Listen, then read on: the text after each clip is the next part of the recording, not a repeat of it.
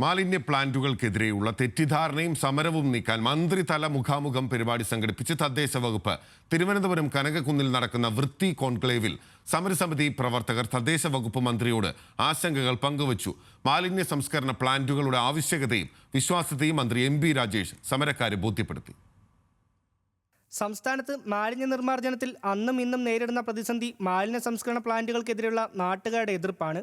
തെറ്റിദ്ധാരണ മാറ്റി ആവശ്യകതയെപ്പറ്റി ബോധ്യപ്പെടുത്താനാണ് തദ്ദേശ വകുപ്പ് മന്ത്രി തന്നെ നേരിട്ടിറങ്ങിയത്. വൃത്തി കോൺക്ലേവിൽ വിളിച്ചു ചേർത്ത മുഖാമുഖം പരിപാടിയിൽ മാലിന്യ സംസ്കരണ പ്ലാന്റുകൾക്കെതിരെ സമരം ചെയ്യുന്ന 13 സ്ഥലങ്ങളിൽ നിന്നുള്ളവർ പങ്കെടുത്തു. അവരുടെ ആശങ്കകൾ മന്ത്രി ശ്രദ്ധാപൂർവ്വം കേട്ടു. മിഷന്റെ ഒക്കെ ഉദ്യോഗസ്ഥരുണ്ടായിട്ട് ഒരു കൃത്യമായ ആൻസർ അവർക്ക് ഇല്ലല്ല, ആൻസർ ചെയ്യാൻ അവർക്ക് കഴിഞ്ഞിട്ടില്ല. പുറമേ നിന്ന് വന്ന ഒരാളാണ് അതിനകത്ത് ഒരു ചെറിയ രീതിയിൽ. അപ്പം നമ്മൾ എങ്ങനെ ഈ ഉദ്യോഗസ്ഥരെ എങ്ങനെ വിശ്വസിച്ചുകൊണ്ട് നമ്മുടെ ഈ നാട്ടിലോട്ട് ഒരു പദ്ധതിയെ വിളിക്കാൻ പറ്റും? ഈ സാഹചര്യത്തിൽ ഈ പദ്ധതിക്ക് നമ്മുടെ അഴൂർ ഗ്രാമപഞ്ചായത്ത് ഈ സ്ഥലം ഒഴിവാക്കി മറ്റൊരു മേഖല കണ്ടെത്തണമെന്നതാണ് ഞങ്ങളുടെ റിക്വസ്റ്റ്. ചോദ്യങ്ങൾക്കും ആശങ്കകൾക്കും മന്ത്രി എം പി രാജേഷും വിദഗ്ധരും ചേർന്ന് വസ്തുത നിരത്തി മറുപടി നൽകി. റെൻഡറിംഗ് പ്ലാന്റുകൾ ഉൾപ്പെടെയുള്ള മാലിന്യ സംസ്കരണ പദ്ധതികളെല്ലാം മികച്ച നിലവാരം പുലർത്തുന്നവയാണെന്ന് മന്ത്രി ഉറപ്പു നൽകി. രാഷ്ട്രീയ പ്രേരിതമായി ഇത്തരം പദ്ധതികൾ എതിർക്കരുതെന്നും മന്ത്രി അഭ്യർത്ഥിച്ചു. നിയമസഭയിലെ എല്ലാ കക്ഷി നേതാക്കളെയും മുട്ടത്തറ പ്ലാന്റ് കാണിക്കാൻ കൊണ്ടുപോവാണ്. അവിടെ ഇരുന്ന് ഭക്ഷണം കഴിച്ചു. ആ പ്ലാന്റിന്റെ മുകളിലൂടെ നിങ്ങൾ നടന്നോന്ന് എനിക്കറിയില്ല, നടന്നുപോയി കണ്ടോ? മുകളിലൂടെ നടന്നുപോയി കണ്ടോ?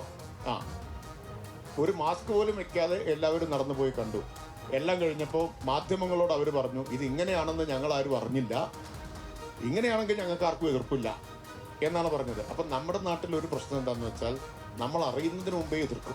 ചർച്ചയിൽ മുൻ ചീഫ് സെക്രട്ടറി വി വേണു മോഡറേറ്ററായി.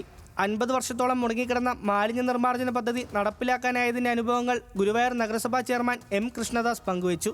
ആശങ്കകൾ പരിഹരിക്കാൻ സർക്കാർ തുറന്ന സമീപനം സ്വീകരിക്കുന്നതിൽ സന്തോഷമുണ്ടെന്ന് വിവിധ മേഖലകളിൽ നിന്നെത്തിയവർ പ്രതികരിച്ചു.